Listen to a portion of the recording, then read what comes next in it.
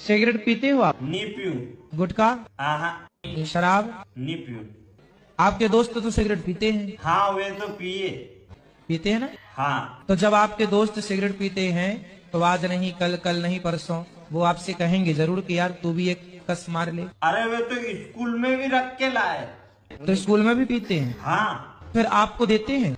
नहीं दे। आपको बोलते नहीं तुम भी पियो? बोले तो सही पर मैं मना कर दूं। और एक दो बार मना कर दो, बाकी 3 बार बोला तो? नहीं पीऊंगा। चौथी बार बोला तो? फिर भी नहीं पीऊंगा। और 6वीं बार बोला तो? अरे नहीं पीऊंगा। और 10वीं बार बोला तो? अरे जब केरो नहीं पीऊंगा। नहीं पियोगे? हाँ। क्यों नहीं पियोगे? ले राजपाल लिया तो एक सिगरेट आज पी लूं। उनने तो कभी नहीं पिलाई पर ये गुरुजी पिला के ही मानेगा।